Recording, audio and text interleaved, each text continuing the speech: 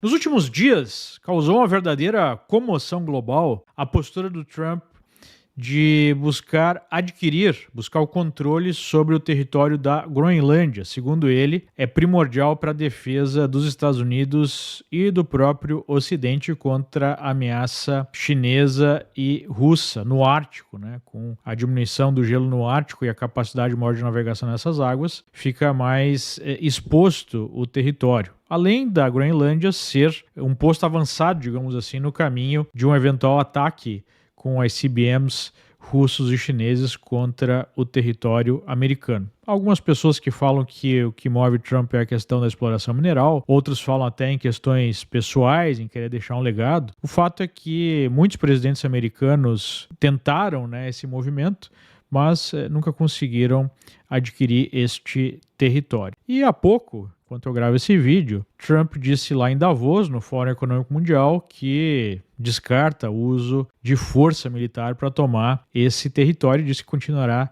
negociando. Ele mesmo tinha levantado essa hipótese há alguns dias. E muita gente trata isso como uma espécie de traição dos Estados Unidos ou de Trump à Europa.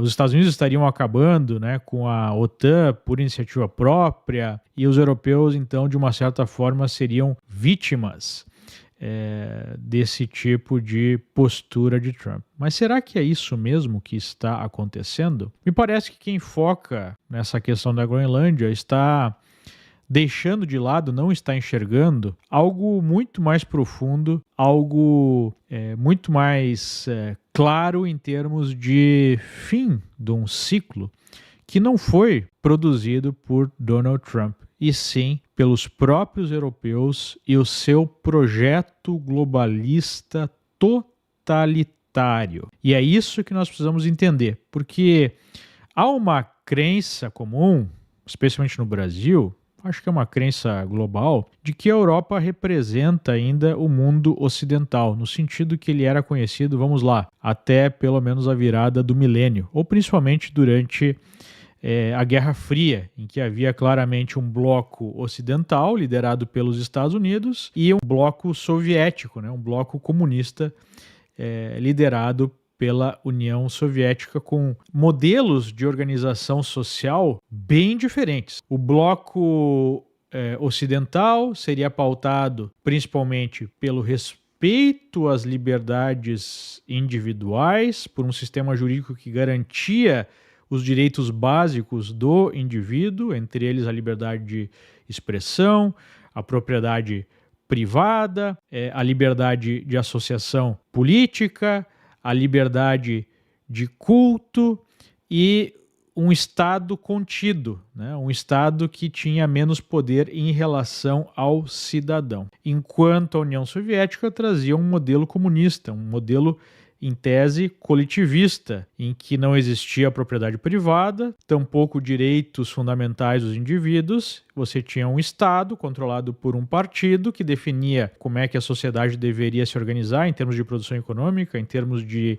objetivos estratégicos, esmagando os indivíduos supostamente em benefício do Estado. Então esses dois modelos estavam em disputa e nós tivemos então, aparentemente com a queda do Muro de Berlim, a vitória do modelo ocidental, do modelo capitalista, do modelo ancorado na livre iniciativa. Só que desde então emergiu no mundo um novo projeto totalitário de poder sob uma máscara de uma democracia socialista, que não envolveria nem tanto esse modelo de capitalismo selvagem, que seria mais americano, tampouco o modelo soviético. Seria uma síntese, que seria representada então pela União Europeia, em que você tem estados cada vez maiores, com uma burocracia mais inchada, com uma concentração de poder, no caso europeu, lá em Bruxelas, com a diminuição da importância das soberanias nacionais, ou de respeito às soberanias nacionais. Você teria, em tese, a propriedade privada, mas com impostos cada vez maiores. Você teria um certo livre mercado, mas profundamente regulado, cada vez mais regulado. Você teria, então, um estado de bem-estar social em que tudo gira em torno do ente estatal, com cada vez menos importância para a iniciativa individual. Há uma dependência maior do Estado, né, para todos os cidadãos, sejam aqueles que dependem mais do Estado, e é criada toda uma classe de dependentes do Estado, quanto mesmo as empresas que precisam se adequar ao Estado regulador, né?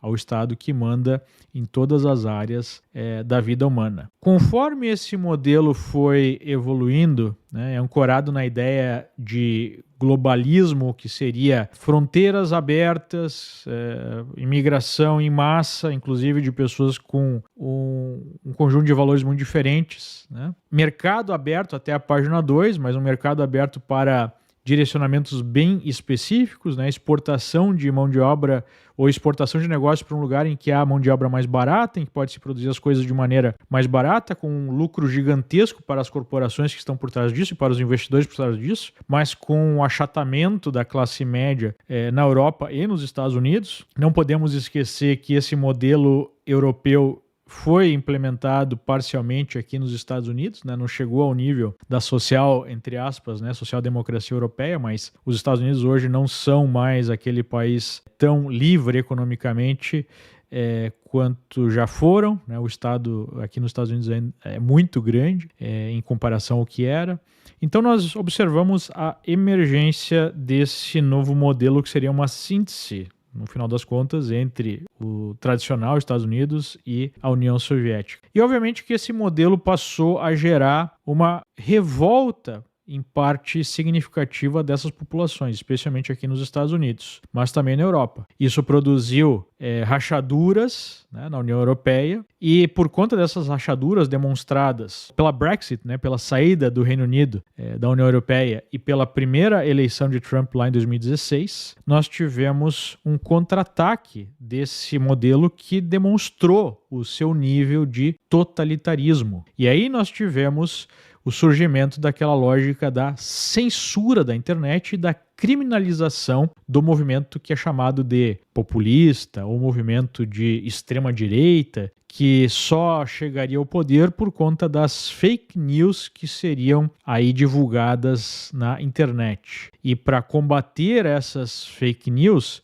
seria necessário, então, censurar essas pessoas, né? Censurar esse grupo político que estaria atrapalhando a implementação do paraíso na Terra, que seria esse socialismo europeu. Ao mesmo tempo, em paralelo, nós vimos toda uma agenda que favorece a concentração de poder nessa elite iluminada, que então, através de um processo não democrático, definiria como é que o mundo deveria ser organizado. Basicamente, toda a agenda que a gente vê implementada pela esquerda nos últimos vários anos, nas últimas décadas, vem exatamente dessa central europeia, né?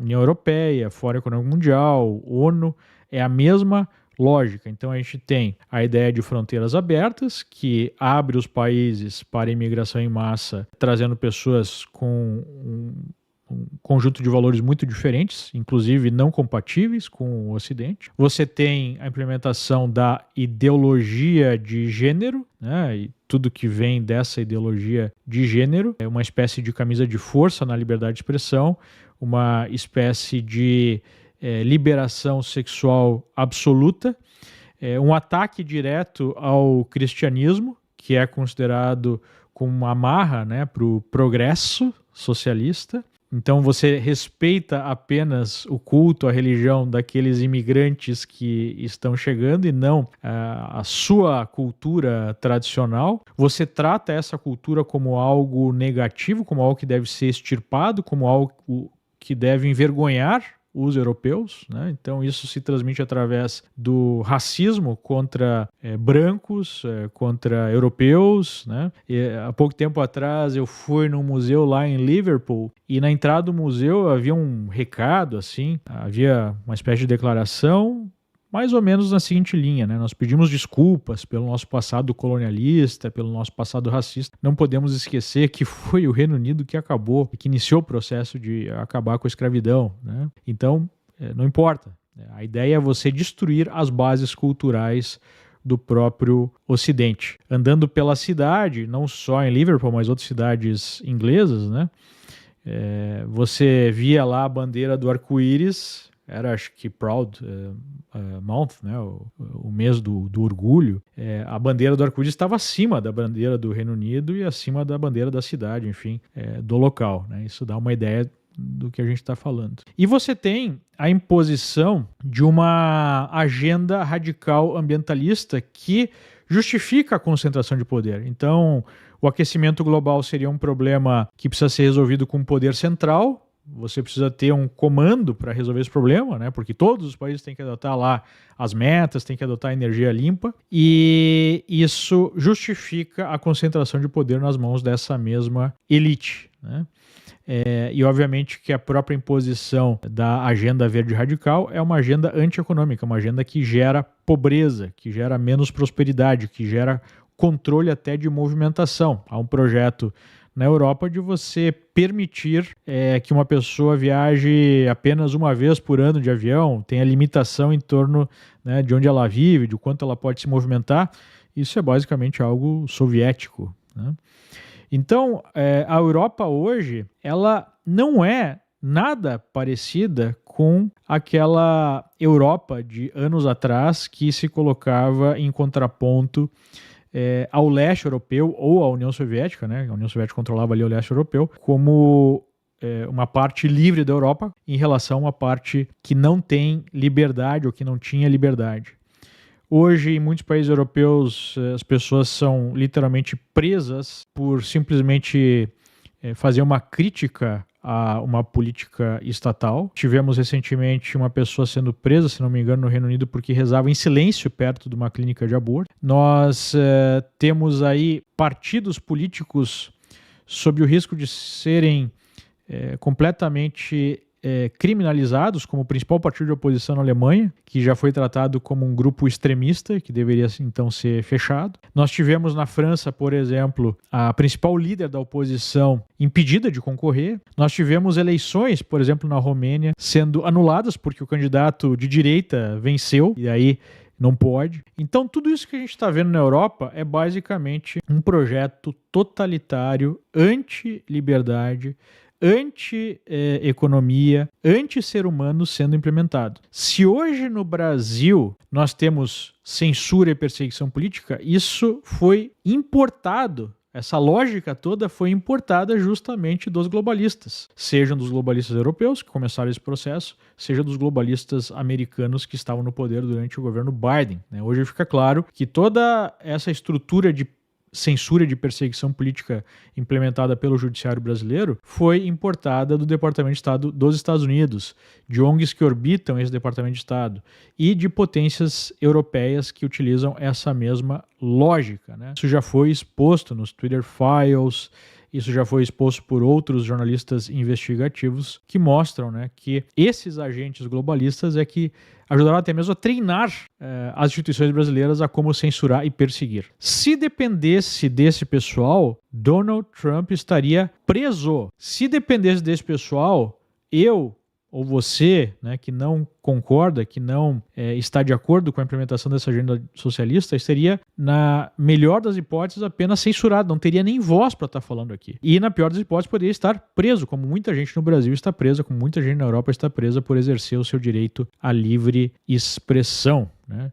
Então, se tem alguém que simplesmente deu as costas para o projeto ocidental original, calcado no indivíduo e nos direitos do indivíduo em relação ao Estado opressor, se nós formos parar para pensar, né, essa foi a base da Revolução Americana, um grito de liberdade contra uma opressão que vinha da coroa britânica, né, que cobrava impostos, mas não queria dar representação política. Então, se teve alguém que basicamente traiu os ideais ocidentais e as liberdades fundamentais, é exatamente os globalistas europeus. E é por isso que, sob nenhuma hipótese, eu vou defender esse pessoal. Esse pessoal é o inimigo da liberdade, é o inimigo de quem defende a liberdade, né? Se Trump talvez exagere, né, faça as coisas de uma forma que possa ser contraproducente em algum momento, ok, né, críticas aí são válidas, mas nós temos que lembrar que se não fosse a eleição de Trump, possivelmente, muito provavelmente, a internet já estaria completamente censurada, né? O processo era claro. Nós tivemos, especialmente durante o governo Biden, a aceleração do processo de censura e perseguição política, mesmo nos Estados Unidos, o que é reconhecido até mesmo pelos donos dessas big techs, que também não são vítimas porque eles ajudaram ao longo de todo esse processo a implementar a censura, né, e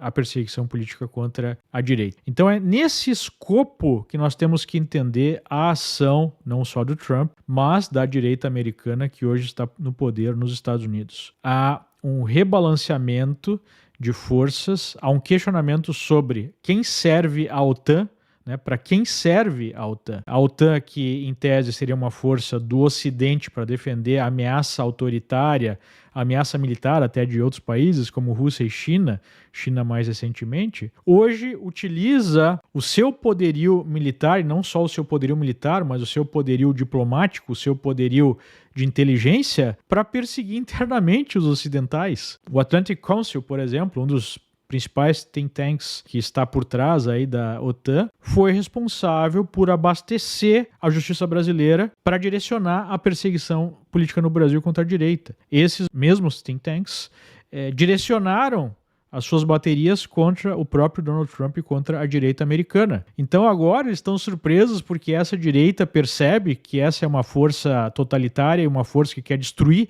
a sua própria existência, né?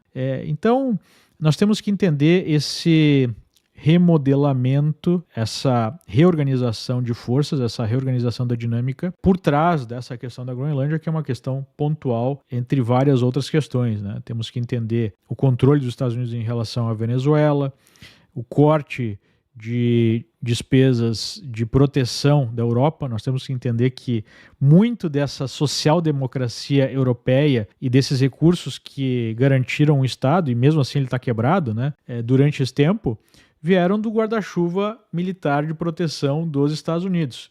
E agora esses países têm que se rearmar, reorganizar e passar a bancar a sua própria defesa por conta da ação do Donald Trump.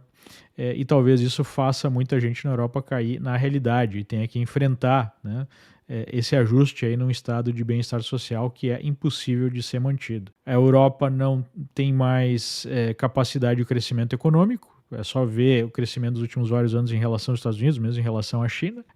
Há um desincentivo ao empreendedorismo associado agora a um autoritarismo crescente. Então, talvez seja um ponto de inflexão que produza uma reação necessária, e talvez impossível, talvez já tardia, talvez já seja tarde demais para mudar isso, na Europa, para que seja reconstruído um continente que foi significativamente destruído, mais uma vez, pelo socialismo. E é isso que ameaça o mundo, né? Não é a atuação de Donald Trump, não é a atuação dos Estados Unidos, mas sim esse projeto globalista europeu, além, né, do projeto totalitário comunista chinês. A gente sabe, né, que eles são totalitários desde sempre, mas muita gente ainda não entendeu que o projeto globalista é tão autoritário quanto o chinês, e talvez até pior, porque ele consegue utilizar uma carapuça de democracia, de liberdade, que é simplesmente irreal, né? O que eles querem é o poder esmagando os indivíduos. É isso.